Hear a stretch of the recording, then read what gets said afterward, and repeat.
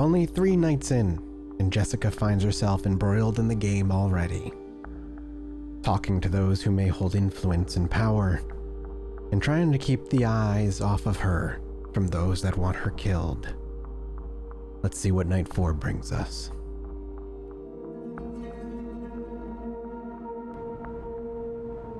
Once more, darkness falls upon the city. You wake up. Ooh, it went down.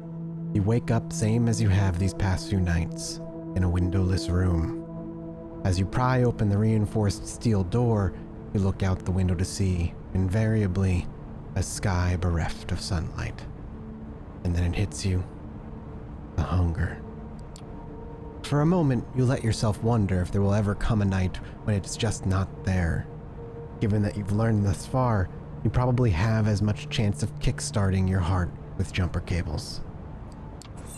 You lock the apartment behind you and head over to Sophie's apartment. You did promise to call on her. Might as well not keep the lady waiting. And hey, what else are you gonna do? Get in touch with your boss. He's probably looking for you, if only to scold you for the untended files piling up on your desk. But what is he gonna do? Call the cops? Not worth the hassle. You're almost hoping the few co-workers that seem to give a shit about you were faking it. It would make things easier. A fresh start from the ground up, just like old times. These thoughts put you in a weird mood. It's a strange sensation to walk the crowded streets, same as you have so many times before, but feeling so disconnected. All these people, you're not one of them. Not anymore. You're a vampire, kindred, and you need to carve your own path in this strange new existence one way or another. Appropriately enough, you arrive at Sophie's building just as that thought crosses your mind. A quick word with the security guard and you're let into the elevator. Apparently, Mrs. Langley is expecting you. Of course she is. You knock and wait, patiently, as the footsteps on the other side grow closer. Finally, the door opens, and Gregory, Sophie's driver, invites you in. You find the lady herself standing by the window, silhouetted against the city's midnight glow. She stares out, motionless, like a marble statue.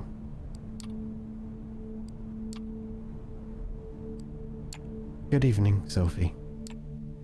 She doesn't react immediately, but seems to snap out of some meditative state and looks at you with strangely bleary eyes. Yes, good evening, Jessica. I was wondering, when you look out at this city, when you see the lights, hear the hum, smell the rain on the pavement, what do you think about? You gaze out the window. The lights and rain, the relentless honking below, music blasting from a nearby window echoing off of buildings. Someone should record an hour of this and throw it up on YouTube as an ambient piece. Other than that, though, it's business as usual. The sights, the sounds, the smells. You know them all too well. Sophie watches you. You can tell she's disappointed somehow, but she covers it up with a courteous smile. Well, not everyone can appreciate the intricacies that the worlds offer. In fact, among kindred, my clan is somewhat notorious for finding innate meaning even in the mundane. So they describe clan. It's basically like in a RPG, if you want to talk straight mechanics, it's like the class you play, right? A bloodline of vampires who share common characteristics passed on through the blood from sire to child. There are 13 known clans, all of which were reputedly founded by members of the 3rd generation. The Antediluvians. You see, the blood that flows within me is that of a clan Toreador. There are 13 such bloodlines among us kindred, though that number has been contested in the past, and these nights, it seems that nothing is certain anymore. The clans have gone by many epitaphs over the years, but the names used these nights have their roots in medieval times, the original Inquisition, if you can believe it. They used these to categorize us, describe our inherent differences. In time, we adopted them ourselves. Each clan has a uniqueness about it, inescapable, originating from an ancient progenitor carried from sire to child. For the Toreador, the gift lies in a sensitivity of sorts. We are uniquely attuned to beauty and ugliness both. We can see either where most cannot. A blessing on most nights, occasionally a curse. The sheriff is of my clan as well, although you'd be hard-pressed to see him as such, poor Kadir. That does surprise me. He definitely came off as a Toreador, but no kindred is the same no matter their gifts. It breaks my heart to see him in this state. Still, there is a beauty to it as well. Nothing like a good fall from grace. Try as she might to act playful, you can tell she genuinely cares. She lets her gaze wander for a brief moment, but is quick to regain her composure. Then there are the Ventru, known for their pride and a proclivity to rule over others. The prince represents that clan, and is quite common in our society around the globe. So it makes sense that the prince is such a clan. She did seem a little cold and stiff. Hence, we gave her the space that she so deserves. Where the Blue Bloods think themselves rulers, the Bruja like to see themselves as preeminent revolutionaries. They call for universal rebellion, while being slaves to their own temper. We don't discuss the rabble much anymore, not after they've largely broken off with the Camarilla. To think they were philosophers once, long ago. How very true. Deep history cut, but the Bruja were known to be the wisest philosophers of the ancient era before something changed that. If you're interested, you should go read. I hope to tell you more about some of the other bloodlines tonight. How can I tell my kindred's clan? Say I meet a vampire for the first time. How can I tell what their clan is? Usually you can't, with a few exceptions perhaps. For some clans, the uniqueness I mentioned bleeds into their appearance or disposition, but even that can be misleading. Outside of a very few specific cases, knowing one's clan is less important than understanding who they are personally. What drives them, their wants and needs, weaknesses too. Speaking of which, we come to the reason I wanted to speak to you tonight. It is customary in our society, especially among younger kindred, to organize into coteries. Sometimes these are called by the prince themselves, or mandated by a fledgling sire. In our case, you may treat it as more of a strong recommendation. I want you to seek out companions, not only because you need to learn more about our society, but also because it is useful. True friendships are rare among kindred, but having allies, even temporary ones, is something of a necessity these nights. We might be selfish creatures, but we are drawn to each other nonetheless.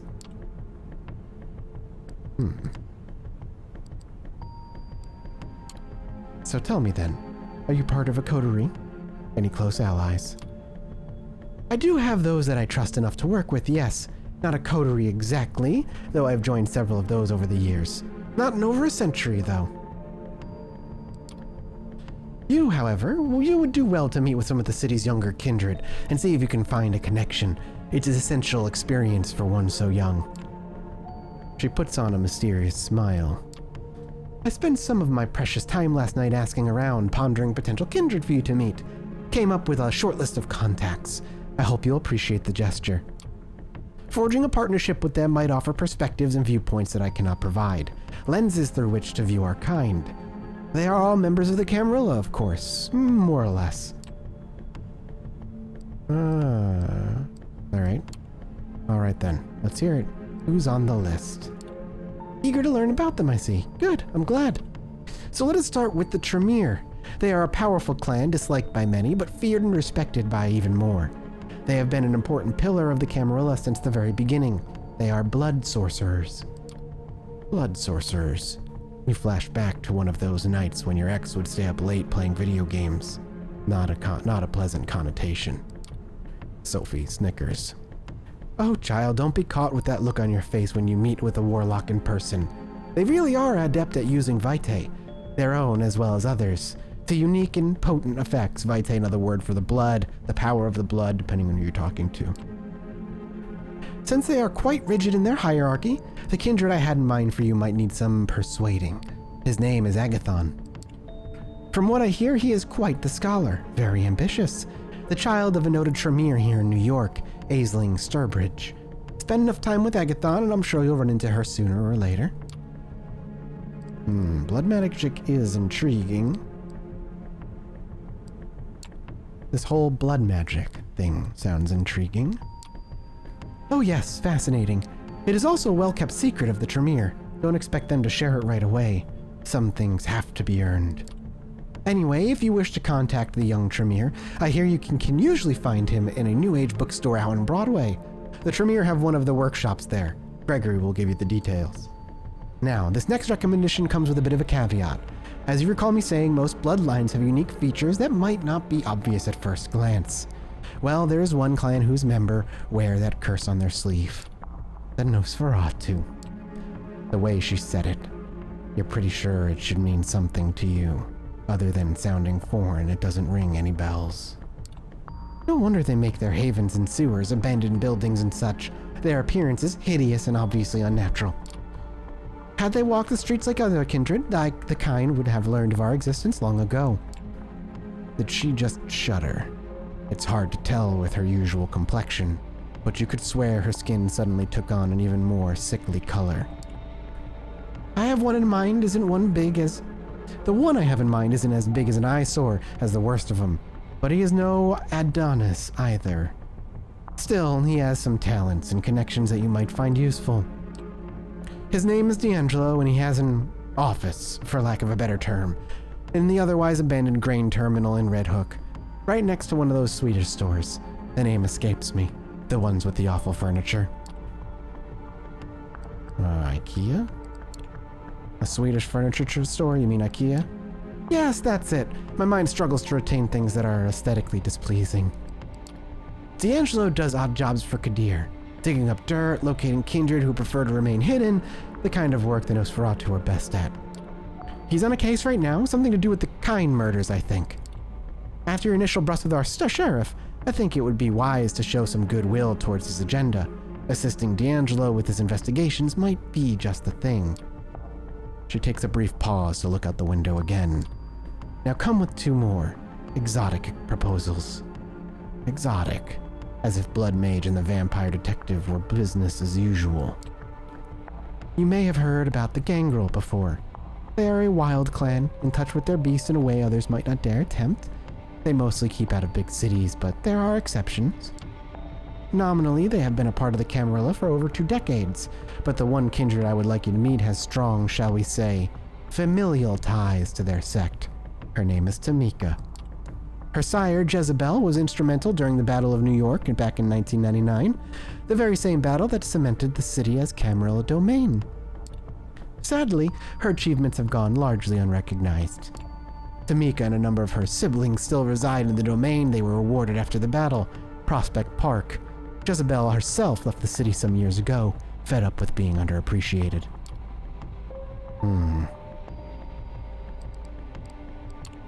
I get the impression contacting vampires who aren't in the Camarilla was frowned upon.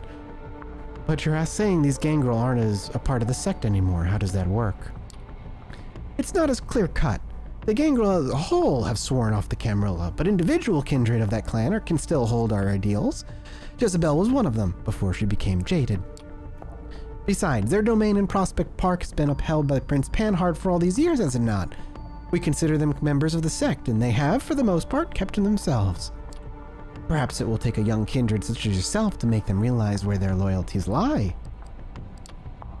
So you see, seeking out Tamika could prove quite educational if nothing else. And who knows, perhaps you will find her temperament to be a welcome change of pace. But speaking of a change of pace, I have one last suggestion for you, though it's one I don't take lightly. The kindred who calls herself Hope. She's a Malkavian. They are a uniquely cursed clan. For centuries we considered them mad, insane, and unhinged, but those of us who spend enough time with them come to understand the truth. It is no sickness, but a unique perception of the world that has them appear to be to us as unstable, and that perception can prove to be very valuable. Having a Malkavian as your companion might be taxing on the nerves and a true test of patience at times, but their insight and intuition are unrivaled among kindred. As for Hope specifically, she is said to be a recluse, but I have it on good authority that she can be currently found in an internet cafe, I believe it's called, in Lower Manhattan. Gregory has the address. Where did you learn about her exactly? One of my colleagues told me about her. She considers her uniquely talented and tapped into the current fads among kind. Not something I am personally interested in, as I'm sure you know by now. I take his word for it at any rate. Well, I believe that's all of them. I still have a few social calls to make tonight, so I'll leave you to it. Use tonight and tomorrow night to arrange some cordial visits of your own. I will send Gregory for you as soon as I have further need of your services. Oh, that reminds me. You will need a car. Join us downstairs, won't you? She smiles once more and turns to her driver. He helps her put her on her coat, and the three of you leave Sophie's apartment. Sophie points to one of the cars near the building as Gregory hands you the keys. It's a rather inconspicuous compact car. A decent-looking, if not luxurious, ride. Stay safe, Jessica. This is your first night alone. Don't let it be your last. As they drive away, you find yourself with more freedom than you've had for the past few nights. A blessing or a burden, time will tell. With a list of addresses in your hand, you consider your next move. Now, there are many reasons certain choices would be beneficial, and all of them are beneficial for certain reasons. But I think our very first shot, the one that we want to work towards, is the Nosferatu named D'Angelo. Nosferatu in general are incredibly valuable allies. They bring you information. But moreover, our dear patron let us know that he is connected to the sheriff. And while we don't necessarily want to start working the angle of the sheriff and getting under his skin this quickly, getting to somebody who knows the sheriff well could prove invaluable in the future. Let's go see our dear friend, D'Angelo, or Gumshoe in the Dark. As you make your way down Clinton Street, the incessant hum of traffic gives way to ominous silence of the waterfront. You stop to take in the familiar bouquet of the Hudson, made all the more potent by your recently sharpened senses. Across the basin, the Red Hook grain terminal rears its rusty frame. Once a bustling industrial area, now a sleeping giant splayed out on the riverbank, forgotten, abandoned. Conveniently so, especially for one of the hidden. Keeping to the shadows, you sneak closer to the dilapidated complex, making your way past hole-ridden silos and wobbly chain-link fences. By the time you reach the entrance of the main building, you can almost feel the rust particles making themselves cozy at the back of your throat. Not getting your hopes up, you give the door a slight nudge. To your surprise, it gives almost instantly. Looks like someone's been using it recently. Once inside, you find yourself in a large empty hall. Looking around, you can almost picture it in the back in its heyday, stacked to the rafters with heavy machinery. You notice a set of stairs leading up to the mezzanine, most likely an office space, and then you see it. A faint light coming from one of the upper rooms. It looks like you're in luck. Quietly, with bated breath, you climb the steps and approach the dimly lit room. The door creaks open, revealing what looks like an old-timey detective's office, complete with crooked window blinds, an overflowing ashtray, and paper scattered across a wooden desk. Suddenly it hits you, a nagging feeling. This is all too convenient, too inviting. Before you can react, the trap is already sprung. A plume of cigar smoke wafts over your shoulder. The barrel of a gun rubs against your spine. A raspy voice whispers in your ear. Let me guess. Took a wrong turn at the third silo. Ooh, we could presence him. But maybe we don't want to use our powers right away. You decide to play along. Raising your arm slowly, you weigh your next words carefully. You're pretty sure a bullet to the back wouldn't kill you, but it doesn't sound too pleasant either.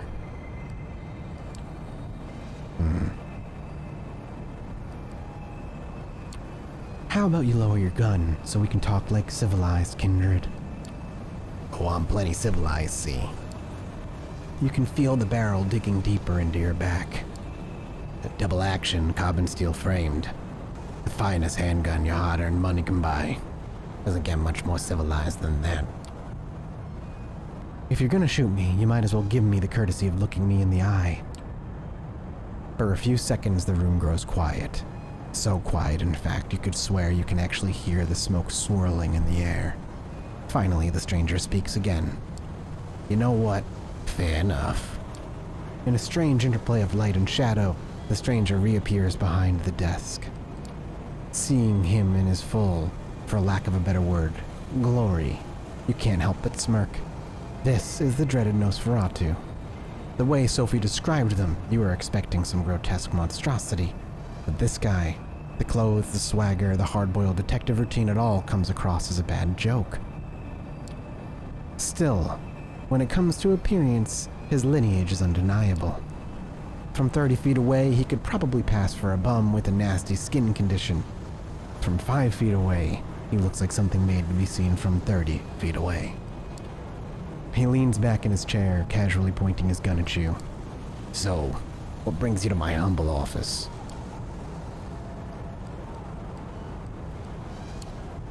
You're the one they call D'Angelo. That's my name, kid. Don't wear it out. My friends call me Jin, so you best stick to D'Angelo for the time being. Now I suggest you tell me what this is about. Otherwise, I kindly ask you to get the fuck out of my office. Charming. I can see why Kadir keeps you around. His expression sours. Not a name you want to toss around casually, kid. But hey, I get it. You're not some random schmuck who wanted in you off the street, so let's get down to the nitty-gritty. Who I work for is less important. What I'm working on, however. I know. The Red Hook murders, I know. I want to help you catch the killer. His moldy lips twist into a smile. Do you now? D'Angelo lowers his shades. For a few seconds he sits motionless with his eyes fixed on yours. Suddenly he raises his gun, almost making you flinch. Almost. Then he twirls it into his shoulder holster in a flashy display that definitely looks like it was practiced. A lot. In front of a mirror. You see the Nosferatu's lips move, but the quiet mumbling clearly isn't meant for your ears.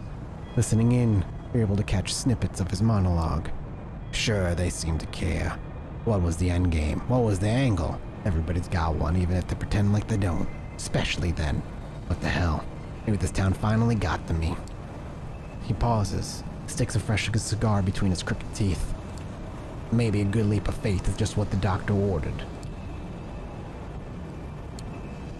As he reaches into his pocket, you flash a lighter before his very eyes. Or maybe you could use a healthy dose of unhealthy.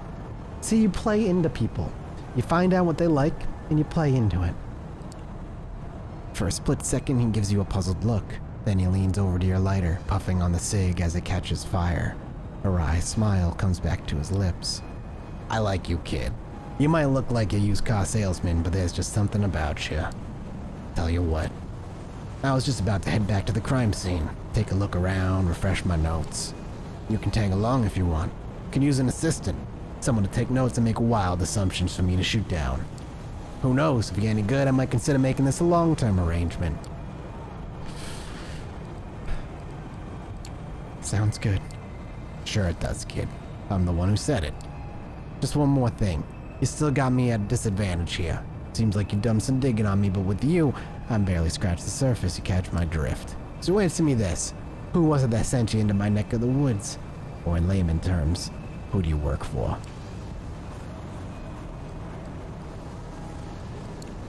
I'd rather keep it to myself, at least for the time being. To your surprise, a smile wiggles across D'Angelo's lips. He doesn't seem all that bothered by your reticence. Fair enough, kid. Hey, at least you're upfront about it. But just so you know, if you're ever gonna play the game, sooner or later, you're gonna have to show your cards. One blink is enough for you to miss D'Angelo vanish from his chair. Just when you're about to look around, he reappears right next to you. Up close, his smile's even more unnerving. Alright, moon's burning. Let's get to cracking. With a certain fascination, you watch D'Angelo stumble his way across West Brooklyn. Oddly animated and incessantly scratching his face and neck, stopping every once in a while for a bout of mumbling narration, he is most certainly a sight to behold. Still, he seems to be getting around okay, and you take particular note of the fact that he seems to be choosing the darker, less frequented streets. There is definitely a method to his madness.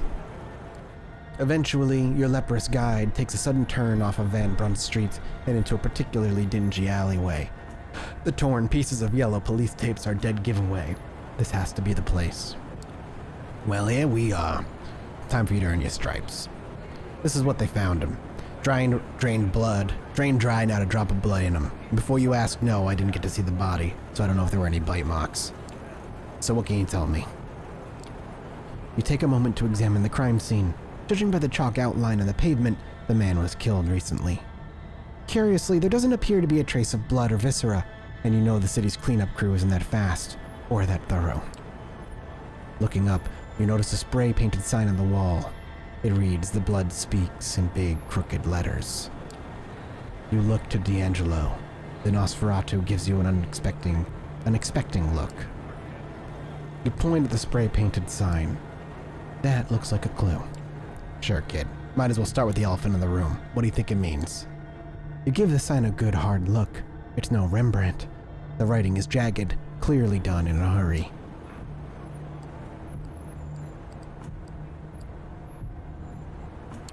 It seems desperate. My thoughts exactly. It's as if someone wanted to get a message across but was too scared to stick around and write the whole damn book. So we got the abridged version. And then there's the blood, or lack thereof. And given that the murder was committed right here and the victim didn't make a sound, we can therefore conclude that the killer was Kindred. Bingo. Only a Kindred could drain a human this quickly, this quietly. Tell me, if you were to guess, which clan would you say our killer belongs to? Could be Malkavians or could be Tremere, simply with the message left. The blood calls. Written in a hurry. Drained dry. Thin Bloods, I don't know about that. I mean, this is a tough one. I'm gonna say Malkavians. I don't know, man, that's tough. But you'd think Tremere would be a little less sloppy. Maybe it's a Malkavian serial killer. They're pretty nuts, right? Nah, kid, the Moonies can be a bit playful, but there's a method to their madness. It leaves a certain aftertaste. This right here just reeks of desperation. I might be jumping to conclusions, but my money's on Thin Bloods. Alright. Interesting. So we can look at all of these. Vampires with blood so diluted they retain many human traits. The Thin Bloods are invariably clanless, survivors of the last decades of pogroms, prejudice, and ostracization. Their numbers now swell. Their messy street alchemy and ability to pass as human makes them uniquely suited to thrive outside kindred society and make their own fate in the postmodern nights. The Thin-Blooded can be of any mortal origin and are not affected by their parent clan's curse, nor by their preferences in the same degree as their sire. In 2009, the Inner Circle of the Camarilla issued an edict that all Thin-Blooded must be branded or tattooed with the mark of the crescent moon, inked by a Tremere tattoo artist, or scorched with the beam of sunlight. The brand is irreversible. Many kindred still view the Thin-Bloods as a threat to the Masquerade. Weaklings, runoffs, or abortions, and will destroy them if given the chance. Those who don't despise Thin-Bloods tend to call them young ones, chameleons, and duskborns. Thin-Bloods are interesting. On one side, there are those kindred who believe Thin Bloods are the next natural evolution, perhaps the next step toward merging with humanity. Others see it as a sign of the end times prophesied thousands of years ago. Others just see them as a problem. He pauses, spits out the mangled remain of a cigar. Shit, looks like we're gonna have to pay Larsen a visit. Why him? Gee, kid, I don't know, 'cause he's just a swell guy to talk to. Or maybe because he's the Thin Blood primogen. Ah. Not sure if he knows who the killer is, but he could probably make an educated guess. In any case, we'd be doing him a favor. If it turns out one of his is violating the Masquerade, it would put him in a hell of an awkward position, and I mean shitting upside down awkward. Interesting that the Thin Blood have a position on the council. That means that the prince here, for whatever reason, have at least to some degree embraced them. Perhaps it's best to bring them under Camarilla law than try to fight them, but during modern nights, and risk even more. I can see the practicality in that. It's the kind of weakness the other primogen would love to exploit. His position in the council is bad as it is. He pauses for a moment and mumbles to himself, but it's too quiet for you to make out. Finally, he lights up a fresh cigar. He takes a puff and lets the smoke escape through his crooked smile. All right, kid. Let's get this over with. Compared to the industrial ugliness of Red Hook, Sterling Place is quite a change of scenery. The heavily gentrified and pleasantly dull residential area emanates the sort of peaceful apathy that rich hipsters scoff at and blue-collar workers dream of. All of a sudden, the Nosferatu stops. It almost seems like he was taking a deep breath, steeling himself for things to come. This is the place. With that, he points to a surprisingly nice-looking two-story house. The place is almost completely dark. Almost. You notice a dim shining through the curtains of an upper-story window. It's probably safe to assume that the head of the family is working late, especially if the head of the family happens to be a vampire. Okay, kid, we gotta be gentle about this. I'm talking velvet gloves, soft cushions, you rang, my lord, gentle. We need to get Larsen out here without making a fuss or letting his family see us. If we blow this, he'll shut down like a speakeasy on raid night. Trust me, I know. Sounds like the two of you have some history. Sounds about right, but that's a story for another time. Right now, let's stick to why we're here. Tell you what, how about you take the lead on this one? I'm curious to see how you handle it. You take a step back and look around the area. The lit-up window seems like a safe bet. Now it's just a matter of getting Larsen's attention. His and no one else's. As you try coming up with a viable strategy, you are suddenly startled by a loud noise. It takes you a second to identify the sound as a dog barking. It doesn't take you long to figure out where it came from, as a bearded man leading a Rottweiler on a leash comes into view. I'm not hungry. We're gonna throw a small rock at the window, I guess. Because we don't have any blood around our thing, so we're not really hungry. You kneel down and pick a rock off the lawn. One small enough to not break the glass, but big enough to get someone's attention. Deftly, you chuck the rock at the window. It bounces off the glass with a quiet but audible thunk. Moments pass in silence, making you think no one got your message. Just as you start to look for another rock, you hear the window slide open. A very unassuming and slightly unshaven man in a turtleneck appears at the window. As soon as he notices you, his expression sours, like he just smelled something rotten. He addresses your Nosferatu partner in what could only be described as a very loud and very angry whisper. Hello, Mr. Larsen. Get the fuck off my lawn, D'Angelo. You know goddamn better than to show your ugly mug around here. That's why people don't hang out with him. He's the thin blood. And he has a family, which is even more surprising. You glance over to D'Angelo. He looks somewhat embarrassed, scratching the back of his neck, clearly trying to find the right angle for this play. We wouldn't have bothered you if it wasn't important. Excuse me. Who the fuck are you anyway? Screw it, stay where you are. Didn't I talk to you? I swear I talked to you. Ad Elysium. You wait out in the lawn, listening to Larsen quietly make his way downstairs. Before long, he appears on the porch, locking the front door behind him. He motions at you to follow him off to the side of the house. There he turns toward you. What do you want? It's about the Red Hook murders. We think one of yours is responsible. Bullshit.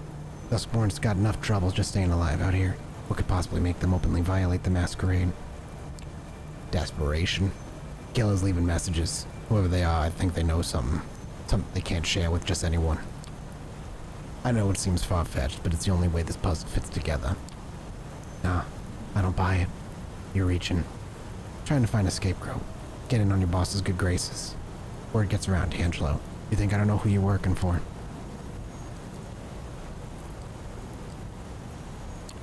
Then help us clear your people's name.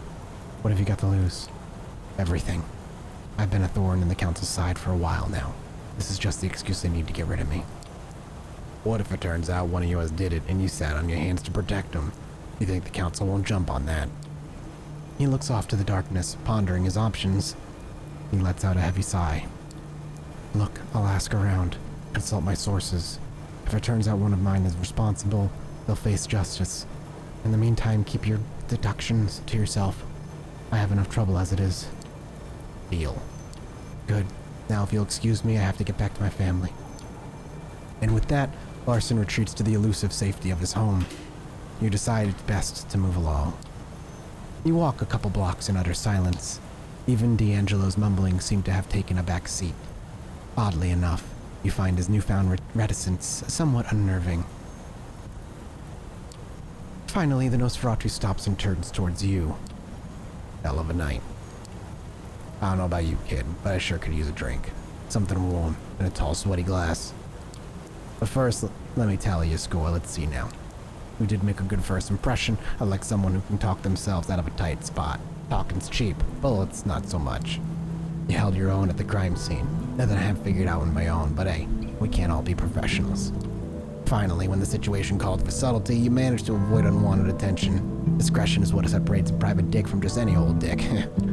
Anyway, all in all, you did fine. Not fine, but not bad for your first case. Don't let it get to your head. I'll be in touch. Let you know if I hear from Larsen. Be ready to meet me at the office. He starts to walk away, but suddenly stops and turns back toward you. And bring a notepad. Every good assistant should have one. And so half of our night is completed. And we can't go, really, anywhere else.